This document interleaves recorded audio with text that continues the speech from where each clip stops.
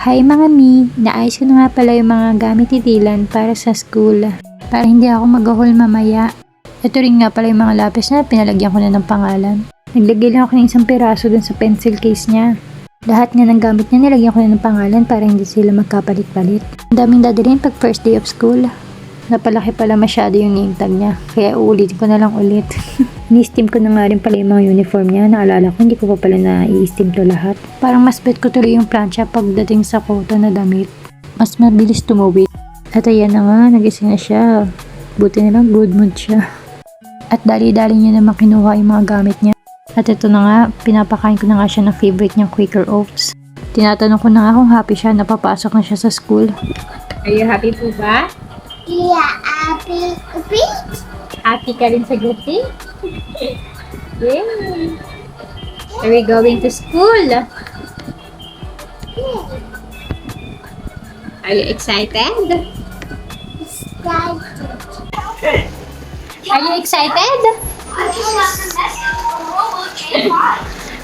Wow! Look at that bag! Wow! Let's go! Hello po!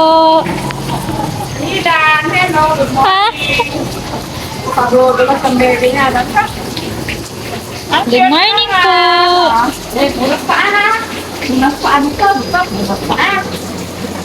Wawa naman sila, mula ng unang araw. Pasok ka! Yay! Pasok!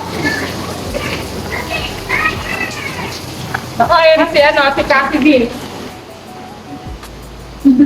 Wawasak ko sa ulan. Ako na!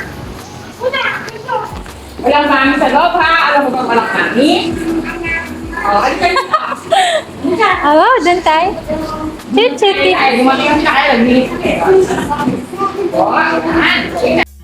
At dahil first day of school, inayaan muna kami ni teacher na dito muna kami sa loob ng room. Pero nasa likod lang kami, hindi nila kami katabi sa upuan. Next week, hindi na pwede. Wow, good job. Ayaw ko sila ng kanta. Ayaw mo sila. Malo ko sa mula. Yan. Anong ganito? Yan. Wow, good job! As ito nga yung first day of school ni Dylan, naging maayos naman. Ano kaya mangyayari next week pag di niya na ako nakita sa loob ng room? Yun lamang guys, thanks for watching. God bless. Bye for now.